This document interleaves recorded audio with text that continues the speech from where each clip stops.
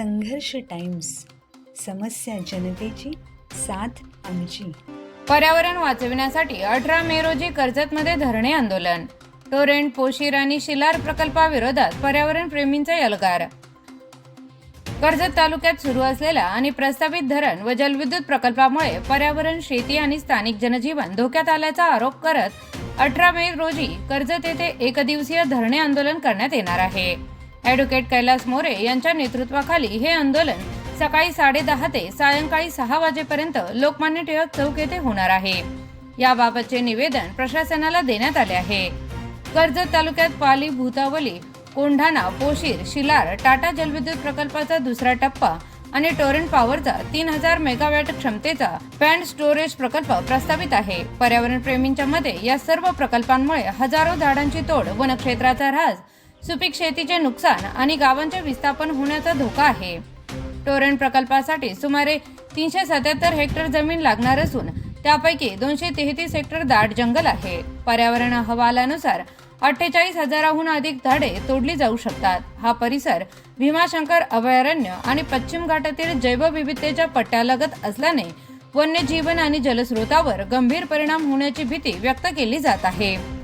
पोशीर धरणासाठी 6,394 कोटी आणि शिलार धरणासाठी 4,869 कोटी रुपयांची मंजुरी देण्यात आली आहे. या प्रकल्पामुळे बोरगाव, उंबरखांड, चाई, चेवणे, शिलार आणि धोत्रे यासह अनेक गावातील शेकडो कुटुंबे बाधित होऊ शकतात.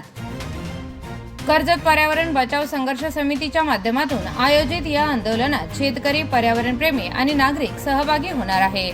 आंदोलनस्थळी साह्य संकलित करून शासनाला निवेदन पाठविण्यात येणार आहे. मागण्यांकडे दुर्लक्ष झाल्यास मंत्रालयावर पायी मोर्चा काढण्याचा इशारा समितीने दिला आहे. तसेच पर्यावरण वाचविण्यासाठी नागरिकांनी आपले एक सही करण्यासाठी 18 तारखेला आंदोलनस्थळी भेट द्यावी, असे आवाहन ॲडव्होकेट कैलास मोरे यांनी केले आहे. आज आम्ही टोरेंट प्रकल्प तसेच तालुक्यातील इतर जे प्रकल्प आहेत या प्रकल्पांच्या याच्यातून कर्जतचं जे पर्यावरण आहे ते उद्ध्वस्त होणार आहे आणि या संदर्भातलं गेल्या आम्ही 5-6 महिन्यापासून वारंवार सातत्याने सोशल मीडिया असेल, शासनाकडे या संदर्भातली माहिती मागवतोय.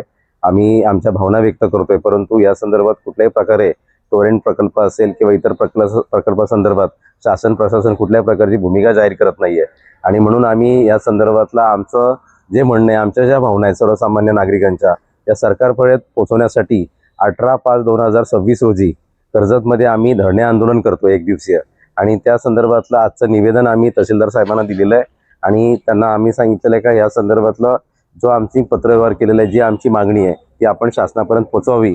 तर या संदर्भात आता आपण पाहिलं असेल टोरेंटच्या प्रकल्पामध्ये 600 एकर जे फॉरेस्ट आहे हे फॉरेस्ट उद्ध्वस्त होणार आहे आणि लाखो झाडं त्याच्यामध्ये तोडली जाणार आहेत आणि आता 11 वाजलेले आहेत. आपण बघतोय किती टेम्परेचर आहे. तर कर्जतमध्ये जो पर्यावरणाचा जो स्टेटस होता या अशा प्रकल्पाच्या माध्यमातून पूर्णपणे उद्ध्वस्त होण्याच्या मार्गावर आहे आणि म्हणून आम्हाला हा पर्यावरण वाचवायचं आहे आणि त्याच्यासाठी आम्ही 18 तारखेला धरणे आंदोलन करतोय आणि त्याचं निवेदन आम्ही आज दिलेलं आहे.